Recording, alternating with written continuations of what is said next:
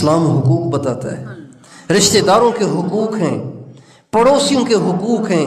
اچھا، پڑوسیوں کے حقوق کے بارے میں تو اتنے نا سمجھ ہیں، اتنے نادان ہیں کہ کچھ نہ پوچھیں۔ پڑوسی کا حق ہے۔ آپ علیہ السلام کا ارشاد ہے، ما زال جبریل یوصینی حتی ظننت انہ سیورثہ۔ جبریل علیہ السلام نے مجھے اتنی دفعہ پڑوسی کے حقوق کی تلقین کی کہ مجھے ڈر ہوا کہ کہیں ان کو وراثت میں شریک بھی نہ کر لیں۔ اتنا پڑوسی کا حق ہے، پڑوسی کا اتنا حق ہے، پڑوسی کا حق ہے، پڑوسی کو آپ سے تکلیف نہ پہنچے۔ آپ علیہ السلام فرماتے ہیں، واللہ لا یؤمن، واللہ لا یؤمن، اللہ کی قسم وہ مومن نہیں، اللہ کی قسم وہ مومن نہیں۔ کون؟ من لا یأمن جارہ بوائقہ، جس کے پڑوسی اس سے پریشان ہو، وہ مومن نہیں ہے، وہ مومن نہیں ہے۔ پڑوسی کا حق بتایا، بہنوں بھائیوں کا حق بتایا۔ بہنوں کا حق، بیٹیوں کا حق دینے کا تو رواج ہی نہیں ہے۔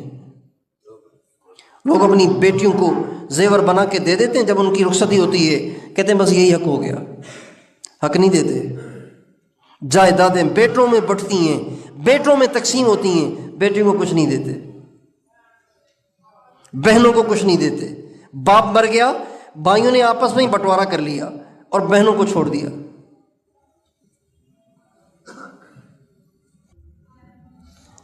ہمارے مولانا طارق امین صاحب فرمانے لگے کہ میں ہمارے استاد محترم حضرت مولانا جمشید صاحب نور اللہ مرقدہ کی خدمت میں گیا، تو چونکہ مولانا طارق امین صاحب کے والد صاحب بڑے زمیندار تھے، تو باغات تھے، تو ان سے ایک شہد نکلتا تھا، خالص شہد، تو وہ شہد میں لے کر گیا مولانا جمشید صاحب کے پاس۔ تو فرماتے میں نے مولانا کے سامنے جب پیش کیا تو مولانا فرمایا کہاں سے لائے ہو؟ کہا جی اپنے باغ کا ہے۔ تو فرمانے لگے کہ تیرے باپ نے اپنی بہنوں کو حق دیا تھا؟ اگر تیرے باپ نے اپنی بہنوں کو حق نہیں دیا تو تیرے باپ کی ہر چیز میں بہنوں کا حق ہے، باغوں میں، زمینوں میں، جائیدادوں میں، گھروں میں، سب میں حق ہے۔ اور وہ ظالم بن گیا، اس کی کمائی ناجائز ہو گئی۔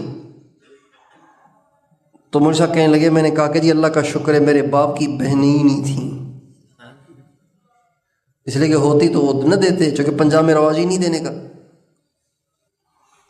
مولانا نے اگلا سوال کیا، مولانا فرمایا تیرے دادا نے اپنی بہنوں کو حق دیا تھا؟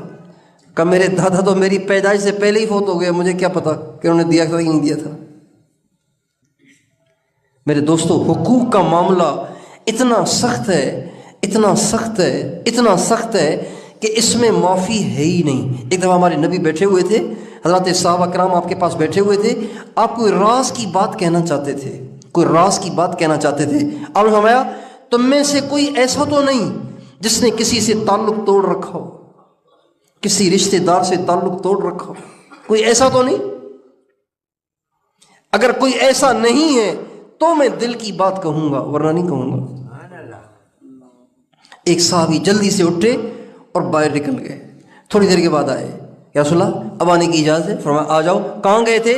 کہا جی آپ نے فرمایا نا کوئی ایسا تو نہیں جس نے رشتہ دار سے تعلق توڑ رکھا ہو، میری خالہ سے بات چیت بند تھی، آپ نے ارشاد فرمایا میں بھاگ کے گیا، اس کو منا کے آ گیا ہوں، اس سے تعلق جوڑ کے آ گیا ہوں، اس لیے دوبارہ حاضر ہو گیا ہوں۔ حضرت آدم علیہ السلام کا جب انتقال ہوا تو انہوں نے اپنے بیٹے حضرت شیس علیہ السلام کو بلایا اور فرمایا بیٹا میں دنیا سے جا رہا ہوں، انسانوں کی ہدایت کا کام تیرے ذمے ہے، تو میرا خلیفہ ہے، اور ایک تو میں نصیحت کروں کہ حضرت محمد صلی اللہ علیہ وسلم پہ درود پڑھتے رہنا۔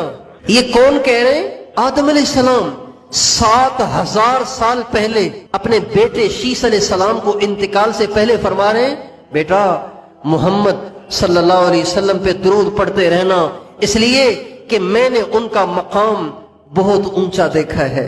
جب اللہ نے مجھے پیدا فرمایا اور میرے جسم میں روح کو ڈالا اور میں نے آنکھیں کھولی، میں سمجھ گیا تھا کہ یہ کوئی اللہ کا بہت زیادہ پیارا ہے کہ جس کا نام عرش پر، جس کا نام جنت کے دروازوں پر، تو یہ کوئی بہت بڑی ہستی ہے، لہٰذا تم بھی ان پر درود پڑھتے رہنا۔